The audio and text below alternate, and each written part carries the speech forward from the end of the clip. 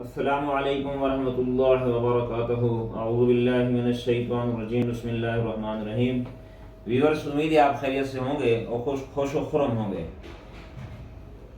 अपने green leaf channel से doctor Mohammad शरीफ हाजिर खिदमत है। आज जो आपके लिए मैं नुस्खा लेकर आया हूँ वो पेट की गैस के हवाले से है। गैस ट्रबल होता है, गैस्ट्रो होती है, गर्मियों में अमूमन सीज़न में होती है।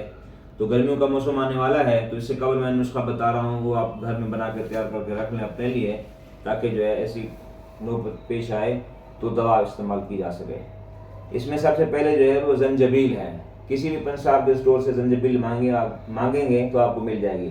जंजबील लेनी है आपने 100 ग्राम।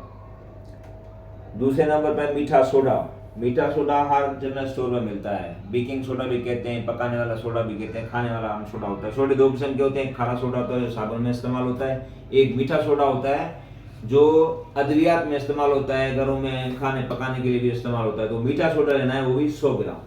तो दो चीज़ें 100 ग्राम लेनी है। और तीसरी चीज़ में नौशादर ठीकरी। नौशादर ठीकरी जो है ये 25 ग्राम लेनी है, ये भी पिंसार से मिल जाएगी। काली मिर्च आप बाजार से किसी स्टोर से भी ले सकते हैं, पिंसार से भी ले सकते हैं। काली मिर्च भी आपने 25 ग्राम लेनी है। और फिल दराज ये भी 25 ग्राम लेनी है।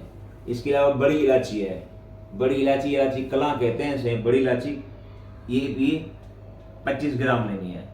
इनको लेके तमाम अद्वियात को बारीक पीस लेना है। ग्राइंडर में ग्राइंड कर लें अच्छी तरीके से, तो सफ़ूक तैयार हो जाएगा।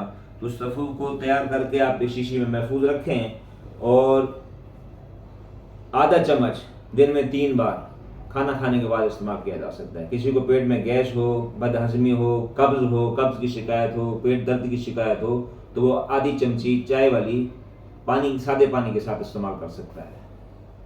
तो उम्मीद है व्यूअर्स आपने इस नुस्खे को नोट फरमा लिया होगा। और हमारे चैनल को सब्सक्राइब करें और लाइक करें और बेल आइकन को दबा दें ताकि आने वाली नोटिफिकेशन जो है आपको मिल सकें। अस्सलामु अलैकुम व रहमतुल्लाहि व बरकातुहू।